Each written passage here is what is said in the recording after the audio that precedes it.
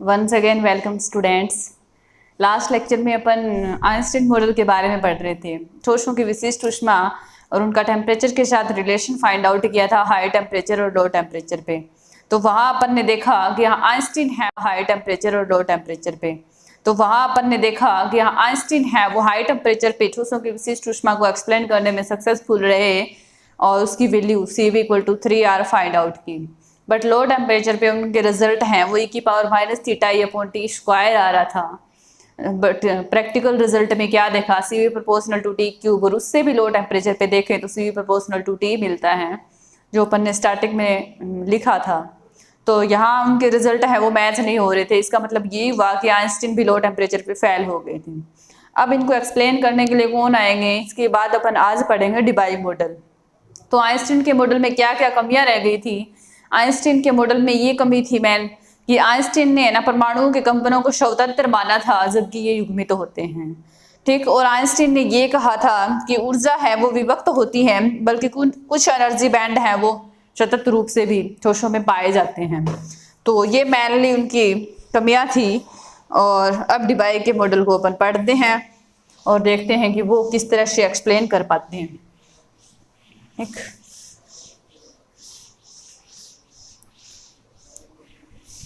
तो आप हेडिंग लगाइए डिबाई मॉडल।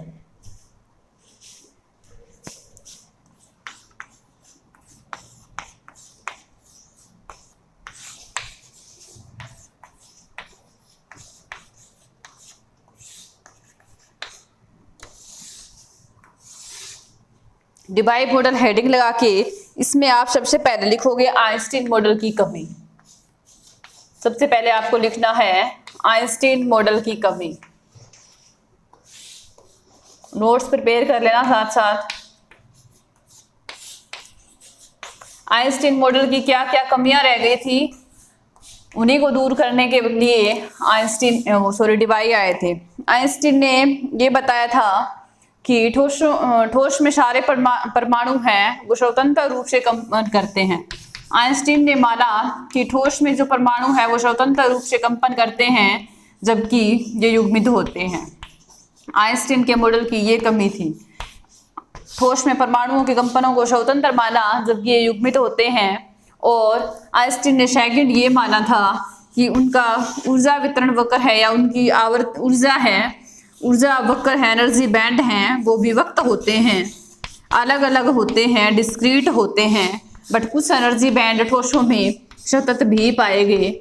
इस कारण आइंस्टीन का मॉडल फेल हो गया था। और आइंस्टीन ने ये कहा कि इनकी आवर्ती हैं वो एक समान होती है सबकी, यही कहा था। तो ये बात आपको लिखनी है सबसे पहले आइंस्टीन मॉडल की कमियों में कि आइंस्टीन ने ठोस में परमाणुओं के दोलनों को स्वतंत्र माना जबकि ये युग्मित होते हैं और इन दोलकों की ऊर्जा है वो विभक्त बताई थी आइंस्टीन ने, बल्कि कुछ ऊर्जा बैंड ऐसे भी पाए गए जिनकी एनर्जी वो सतत थी। और आइंस्टीन ने सभी परमाणुओं को सेम आवर्ती का माना था जबकि आवर्ती है वो 0 to ∞ रेंज तक भी पाई गई। ठीक, ये बात बताई थी डिबाई ने। इतनी आइंस्टीन वाले में कमी लिख के अब आप लिखोगे डिबाई मॉडल। डिबाई के सिद्धांत की मूल अवधारणा। सेकंड आप लिखोगे डिबाई के सिद्धांत की मूल अवधारणा।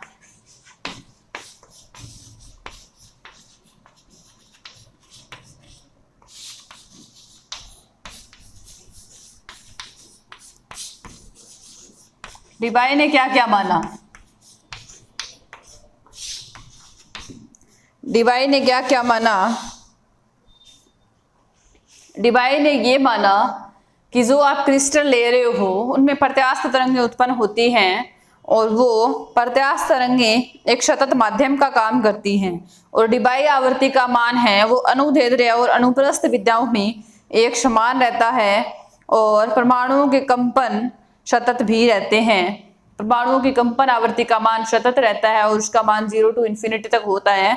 और 0 to ∞ आवृत्ति को डिबाई अंतक आवर्ती नाम दिया गया। और परमाणुओं के कंपन है वो सतत न होकर युग्मित होते हैं। डिबाई ने क्या क्या उदाहरणाएं बताई। आइंस्टीन ने बताया कि परमाणुओं के कंपन सतत होते हैं। डिबाई ने बताया कि परमाणुओं के कंपन हैं वो स्वतंत्र न होकर युग्मित होते हैं, परमाणुओं के कंपन है वो सतत न होकर युग्मित होते हैं, और क्रिस्टल जालक में जो प्रत्यास्थ तरंगें उत्पन्न होती हैं, जो प्रत्यास्थ तरंगें उत्पन्न होती हैं वो एक सममांगी माध्यम का काम करती हैं, सममांगी माध्यम का काम करती हैं, और यहाँ उत्पन्न होती है जो अनुदैर्ध्य और अनुप्रस्थ तरंगें वो एक समान होती हैं, और आवर्ती का मान है वो सतत न होकर यानी एक समान न होकर 0 to इन्फिनिटी तक कितना भी हो सकता है आवर्ती का मान, और इन्फिनिटी के लिए जो आवर्ती दी गई थी उसको न्यू डी से डिनोट किया था और नाम दिया था डिबाई अंतक आवर्ती। क्लियर? डिबाई ने ये अवधारणाएं काम में ली कि क्रिस्टल में परमाणुओं के कंपन सतत न होकर विभक्त होते हैं, प्रत्यास्थ तरंगों के लिए क्रिस्टल एक सतत माध्यम का काम करता है, और डिबाई अंतक आवर्ती का मान अनुदैर्ध्य और अनुप्रस्थ कंपन विद्याओं में एक समान रहता है, एंड परमाणुओं में कंपन आवर्ती का वितरण सीमित रूप से सतत होता है। कुछ आवर्ती है जिसका मान अंतक आवर्ती के समान भी होता है, जिसे न्यू डी से डिनोट किया और इसे अंतक आवर्ती डिबाई अंतक आवर्ती नाम दिया था। ये थी डिबाई के सिद्धांत की मूल अवधारणाएं। अब इसके बाद देखना है अपने को सतत माध्यम में परसामान्य विधाएं। ये आप लिख लेना कि परमाणु के कंपन सतत न होकर युग्मित होते हैं, और डिबाई अंतक आवर्ती का मान 0 to इन्फिनिटी तक होता है, और प्रत्यास्थ तरंगें उत्पन्न होती है वो एक सममांगी माध्यम का कार्य करती हैं, और डिबाई अंतक आवर्ती का मान अनुदैर्ध्य और अनुप्रस्थ विद्याओं में एक समान होता है। ये सारी बातें आप लिख लेना। इसके बाद लिखना है सतत माध्यम में परसामान्य विद्याएं, वो अपने को कैलकुलेट करनी है। सतत माध्यम में परसामान्य विद्याएं,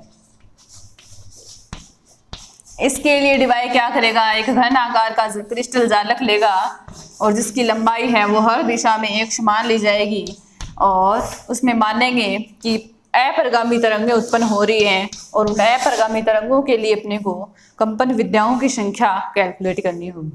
सतत माध्यम में परसामान्य विद्याओं की संख्या अपने को ज्ञात करनी है।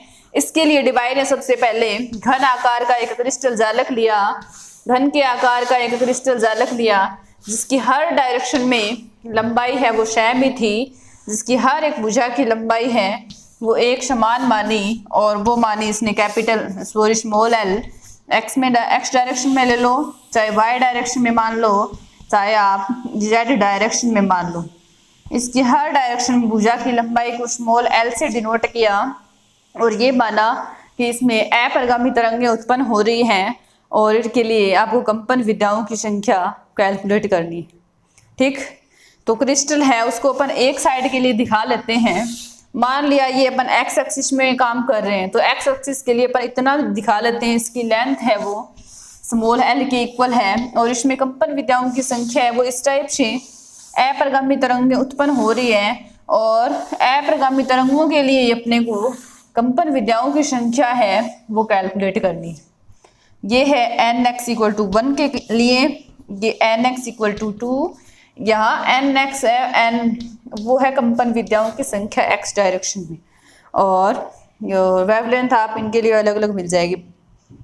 और ये एक अपना एल लंबाई का एक्स डायरेक्शन में क्रिस्टल जालक लिया है, इसका यहाँ मैंने कंपन विद्याओं के साथ एक्स लिखा है। क्लियर? तो अपने को इनकी वैल्यू फाइंड आउट करनी है। परसामान्य विद्याओं में तरंग भेद्य लूपों की संख्या पर निर्भर करेगी ये कंपन विद्याओं की संख्या, कि यहाँ आपके लूप कितने बन रहे हैं। यहाँ तो एक ही लूप बन रहा है, यहाँ ये 2 लूप बन रहे हैं, और यहाँ आप देख सकते हो कि 3 लूप बन रहे हैं।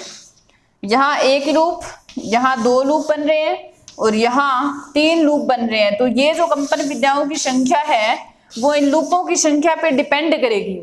वो कैसे करेगी आओ देखते हैं। तो सबसे पहले आपको इतना तो क्लियर हो जाना चाहिए कि यहाँ अपन ने लिखा क्या है अभी तक अपने स्टार्टिंग किया डिबाई मॉडल की। तो सबसे पहले आपको लिखना है आइंस्टीन मॉडल की कमी।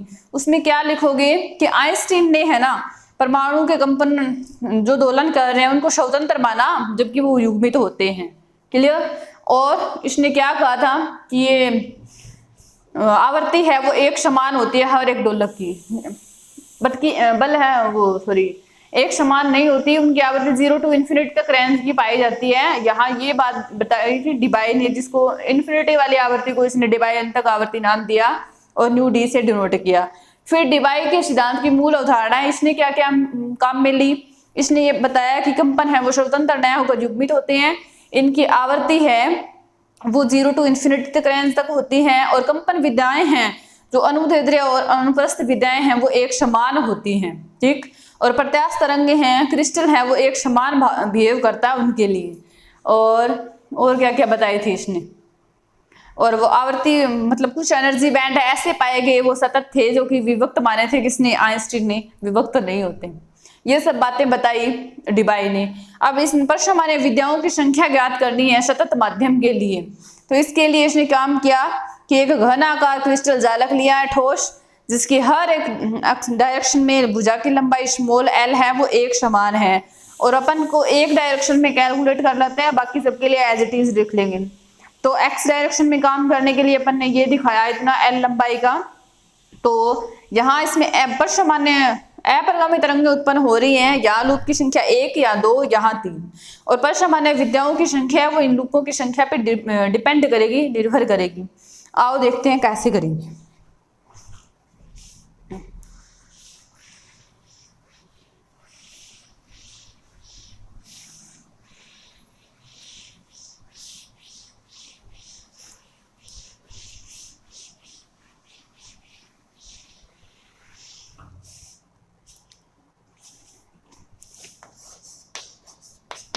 Lx equal to n x lambda by 2 से दिया जाता है, उसकी लंबाई है ना x डायरेक्शन में, उसको दिया जाता है Lx equal to n x lambda by 2। Lambda wavelength है, एन एक्स है वो परसमान्य विद्या की संख्या है। तो यहाँ से एन एक्स की वैल्यू अपन कैलकुलेट करना चाहें तो n x equal to 2Lx divided by lambda, n x की value 2Lx upon lambda. Similarly अपने को n y and n z की वैल्यू मिलेगी, n y equal to 2Ly upon lambda and n z equal to 2Lz upon lambda. ये x y and z direction में परसमान्य विद्याओं की संख्या आ गई।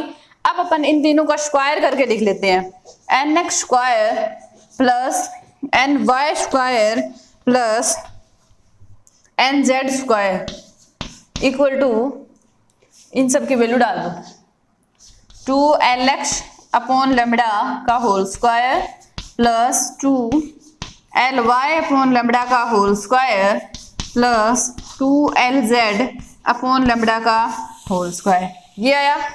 अब 2 अपॉन लेमडा सब में है, 2 अपॉन लेमडा का होल स्क्वायर, 2 अपॉन लेमडा का होल स्क्वायर, 2 अपॉन लेमडा का होल स्क्वायर, इन तीनों टर्म में इसमें मैं 2 अपॉन लेमडा का होल स्क्वायर बाहर ले लूं तो यहाँ बचा Lx square plus Ly square plus Lz square. Lx square plus Ly square plus Lz square को अपन L स्क्वायर लिख लें तो आपको कोई प्रॉब्लम नहीं होनी चाहिए, 2L अपॉन लेमडा का होल स्क्वायर, ठीक। तो अपने को मिला nx square plus ny square plus nz square equal to 2L upon lambda. तो ये एक रिलेशन होता है nu equal to c upon lambda. ये रिलेशन आप जानते हो, फ्रीक्वेंसी है, आवर्ती है, सी प्रकाश का वेग है, लेमडा तरंग दैर्ध्य है। तो यहाँ अपने को 1 बाय लेमडा की वैल्यू चाहिए, तो इसकी वैल्यू न्यू बाय सी के इक्वल होगी। 1 बाय लेमडा सी डिवाइड में ले लें न्यू अपॉन सी, तो यहाँ जो 1 बाय लेमडा आ रहा है ना उसकी जगह आप न्यू अपॉन सी लिख लो, और इसका भी होल स्क्वायर है। अब देखो ये किसका समीकरण बन रहा है, x square plus y square plus z square equal to r square. इस फॉर्म का इक्वेशन बन रहा है ना, x square plus y square plus z square equal to r square. मतलब ये किसका समीकरण है, एक गोले का समीकरण है, आर यहाँ उस गोले की त्रिज्या है, ठीक। अब इसके बाद देखोगे यह एक गोले का समीकरण है जहां गोले की त्रिज्या स्मॉल r इक्वल टू, वो वैल्यू लिखोगे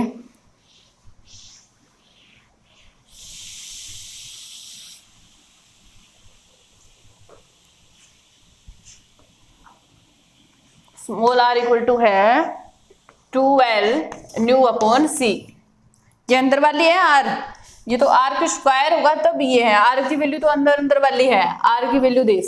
अब यहाँ से अपने को dr की वैल्यू चाहिए, तो 2l अपॉन c तो कांस्टेंट है और न्यू का अवकलन हो जाएगा d। क्लियर। अब इसके बाद अपने को क्या करना है, इसके बाद अपने को देखना है nu and nu plus d nu पराश में। अब मैं आपको गोले का एक छोटा सा भाग दिखाती हूँ, 8वां हिस्सा देखना आप वो कैसे है। ये तो है न्यू आर आवर्ती का, आर रेडियस आवर्ती नहीं सॉरी आर त्रिज्या का गोला है, उसका 8वां हिस्सा है ये। न्यू आवर्ती यहाँ मान ली, न्यू एंड न्यू प्लस ये वाला इतना हिस्सा मान लिया डी न्यू, तो ये यहाँ किस पे आया न्यू प्लस डी न्यू। ये डी न्यू है, यहाँ तक न्यू है तो ये पूरा यहाँ से यहाँ तक न्यू प्लस डी न्यू हो गया। Nu and nu plus d nu पराश में कंपन विद्याओं की संख्या फाइंड आउट करनी है अपने को। तो इसके लिए अपने आर त्रिज्या तो अपन ने निकाल ली गोले की, डी आर उसका अवकलन कर लिया। तो यहाँ आप देखो ये एक गोला है, पूरा गोला मान लिया, उसको 2 भाग में काटना है। तो नीचे वाले भाग को अपन ने काट के अलग कर लिया। नीचे वाले भाग में आप देखो कि 4 हिस्से बन रहे हैं, 1 2 3 एंड 4 इस टाइप से होगा वो गोला। तो उसमें 4 हिस्से बनेंगे, 1 2 3 4। अब ऊपर वाला भी उसके ऊपर ही रखेंगे, तो ये वाला ऊपर वाले का एक साइड इधर से गया, 2 साइड यहाँ से गई, मतलब 7 तो गए। ये वाला कितना हिस्सा बचा 8, और गोले का पृष्ठीय क्षेत्रफल है उसका 8वां हिस्सा हो गया। तो गोले का पृष्ठीय क्षेत्रफल की बात करें तो यहाँ पे ये लिखना nu and nu plus d nu पराश में कंपन विद्याओं की संख्या।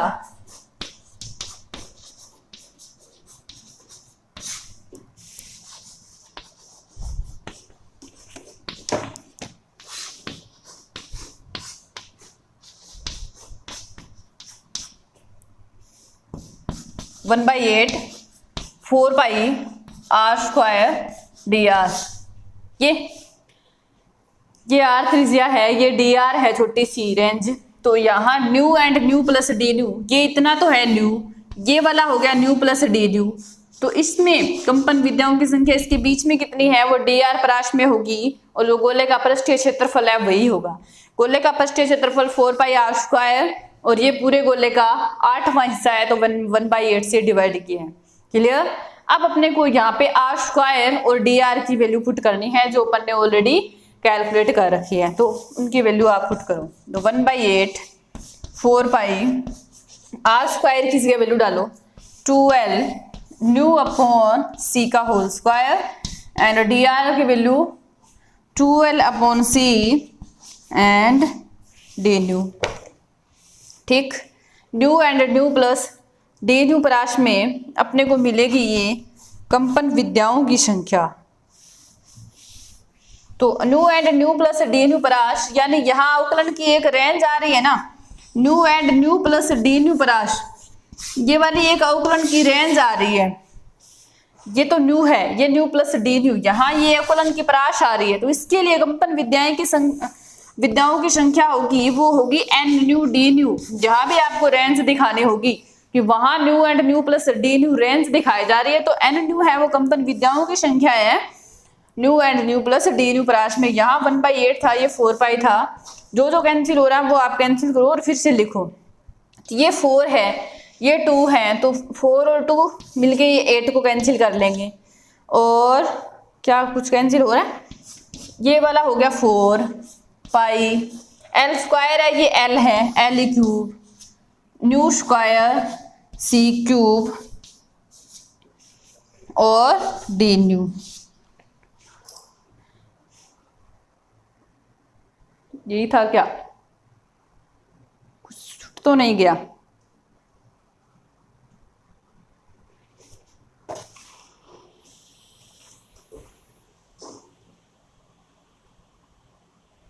वो है ना, अपन ने nu equal to c upon lambda लिख दिया, तो इनका वेग है वो प्रकाश के वेग के इक्वल नहीं है। न्यू इक्वल टू यहाँ वी अपॉन लैम्डा करना होगा, ये वाला रिलेशन होता है, बट इसके अकॉर्डिंग यहाँ ये तरंगे हैं वो वी वेग से गति कर रही हैं। तो जहां अपन ने ये वाला लिखा था ना, यहाँ आपको वी दिखाना होगा, वी वेग है। सॉरी, ये छोटी सी एक मिस्टेक हो गई मेरे से। तो v वेग से ये तरंगे हैं वो गति कर रही हैं, तो यहाँ ये v की क्यूब आएगा, ये v है वो आपका वेग है। क्लियर? तो ये आ गई nu and nu plus d nu पराश में कंपन विद्याओं की संख्या। फिर क्या होगा, अपन जानते हैं कि अनुदैर्ध्य तथा अनुप्रस्थ क्षेत्र में वेग और विद्याओं की संख्या है वो अलग अलग होती है, अलग अलग होगी। तो अनुदैर्ध्य में कंपन वेग है वो v, अनुदैर्ध्य मतलब लॉन्गिट्यूडनल। अपन ये जानते हैं कि अनुदैर्ध्य और अनुप्रस्थ क्षेत्र में वेग और कंपन विद्याओं की संख्या वो अलग अलग होती है। तो अनुदैर्ध्य क्षेत्र के लिए मैं, अनुदैर्ध्य मीन्स लॉन्गिट्यूडनल, उसके लिए वेग का कंपोनेंट लें vl, और अनुप्रस्थ मीन्स ट्रांसवर्स, उसके लिए वेग का कंपोनेंट लें vt। तो उनके लिए कंपन विद्याओं की संख्या है वो अलग अलग होगी, उसको आप कंबाइंड फॉर्म में ऐसा नहीं लिख सकते। जो अप्रगामी तरंगें उत्पन्न हो रही हैं त्रिविमीय जालक में, जो अपन ने अप्रगामी दिखाई थी त्रिविमीय जालक में, इस टाइप से वो उत्पन्न हो रही थी, उनके लिए अनुदैर्ध्य और अनुप्रस्थ कंपन विद्याओं में वेग के कंपोनेंट हैं, उन घटक हैं वो vl और vt होंगे, वो एक समान नहीं होंगे। अनुदैर्ध्य और अनुप्रस्थ क्षेत्र में वेग हैं वो अलग अलग होते हैं। तो यहाँ त्रिविमीय जालक की बात की जा रही है, तो अनुदैर्ध्य का तो घटक होगा एक, vl होगा, और अनुप्रस्थ के घटक होंगे दो, उसको लिखेंगे vt से। क्लियर? तो आप यहाँ पे वैल्यू डालो इनकी जगह, अनुदैर्ध्य और अनुप्रस्थ क्षेत्र में।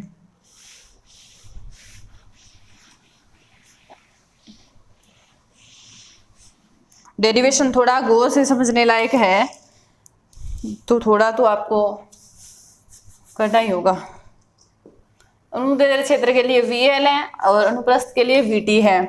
तो क्या होगा, nu and nu plus d nu पराश में कंपन विद्याओं की संख्या एन न्यू डी न्यू है, तो 4 पाई, और एल क्यूब है वो घन का आयतन है, लंबाई इंटू चौड़ाई इंटू ऊंचाई, उसको v से लिख लें। एल की क्यूब है, लंबाई चौड़ाई और ऊंचाई का मल्टीप्लाई है वो आयतन v लिख दिया मैंने, 4 पाई इंटू v, और nu square as it is लिख लेंगे। और ये वाला वेग है वो अपन ने कहा कि अनुदैर्ध्य और अनुप्रस्थ क्षेत्र में वेग के घटक अलग अलग होंगे। तो त्रिविमीय जालक की बात कर रहे हैं, तो एक तो होगा अनुदैर्ध्य का vl क्यूब है, नीचे भी क्यूब आ रही है, और दो घटक होंगे वो होंगे अनुप्रस्थ के यानी vt ट्रांसवर्स, और न्यू स्क्वायर अपना मल्टीप्लाई में है। क्लियर? ये आ गया। अब इसको भी आप एक क्वेश्चन दे लेना। फिर डिवाई ने क्या माना कि त्रिविमीय जालक में कंपन विद्याओं की संख्या, त्रिविमीय जालक में हर एक ठोस के परमाणु के लिए कंपन विद्याओं की संख्या 3 होती है। तो 1 ग्राम मोल पदार्थ के लिए कंपन विद्याओं की संख्या, जो अपन ऑलरेडी पहले पढ़ चुके हैं कि वो 3Na के इक्वल होगी। हर एक ठोस के लिए कंपन विद्याओं की संख्या 3, तो 1 ग्राम मोल के लिए कंपन विद्याओं की संख्या है वो 3Na के इक्वल होगी। ये डिवाइन ने भी बताया। तो अब अपने को क्या लिखना है, और डिबाई अंतक आवर्ती का मान है वो 0 to न्यू डी, यानी डिबाई अंतक आवर्ती तक वेरी करता है। तो अपन इसका इंटीग्रेशन कर लें और फिर कुल कंपन विद्याओं की संख्या है वो 3Na के इक्वल दिखा देते हैं। तो कुल कंपन विद्याएं हैं वो 0 to न्यू डी अंतक आवर्ती तक होंगी। ये तो आई थी nu and nu plus d nu पराश में। अपने को टोटल निकालनी है तो इसका इंटीग्रेशन करना होगा 0 to न्यू डी, डिबाई अंतक आवर्ती है n nu d nu equal to, इसका भी आप इंटीग्रेशन कीजिए 4 pi v 0 to nu d और 1 by v l cube plus 2 by v t की cube nu square d nu. और ये किसके इक्वल बताया? डिबाई ने ये बताया कि कुल कंपन विद्याओं की संख्या है त्रिविमीय जालक में वो 3Na के इक्वल होगी। ठीक, ये बताया डिबाई ने। तो यहाँ आप इंटीग्रेशन कर लो न्यू का, और बाकी जो टर्म है वो एज इट इज बाहर ले लो। तो ये v तो है अपना आयतन जालक का, ये है वेग के घटक, ये आवर्ती तो न्यू स्क्वायर है, उसका इंटीग्रेशन होगा, बाकी तो सब बार 4 pi we 1 by v L की cube plus 2 by v t की क्यूब न्यू स्क्वायर का अवकलन न्यू क्यूब डिवाइडेड बाय 3 और 0 to nu d equal to 3 into Na। ठीक, ये मिला। तो यहाँ से यहाँ से मैं वैल्यू निकालूं 4πv 1/VL cube plus 2/VT cube, new की जगह न्यू डी पुट करेंगे, न्यू डी की क्यूब, 0 पुट करेंगे तो 0, ये वाला 3 है वो उधर मल्टीप्लाई कर दो, 9Na। ये वाली आ गई 4πv 1/VL cube plus 2/V2 cube, new D की क्यूब इक्वल टू 3Na। अब इसके बाद अपने को फाइंड आउट करना है आंतरिक ऊर्जा, इंटरनल एनर्जी, क्योंकि आंतरिक ऊर्जा के बिना अपन स्पेसिफिक हीट कैलकुलेट नहीं कर सकते। और कंपन विद्याओं की संख्या तो यहाँ से आए थे ना, इक्वल टू 3Na आया, तो यहाँ चलो देखो करें। आंतरिक ऊर्जा है वो औसत ऊर्जा मल्टीप्लाइड बाय कंपन विद्याओं की संख्या से दी जाएगी। तो आंतरिक ऊर्जा को लिखेंगे कैपिटल यू से, तो आंतरिक ऊर्जा U इक्वल टू होगा 0 टू न्यू डी रेंज में या 0 टू इन्फिनिटी रेंज में ले लेना चाहिए। अब 0 to nu d average energy औसत ऊर्जा मल्टीप्लाइड बाय कुल कंपन विद्याओं की संख्या n nu d nu. Clear?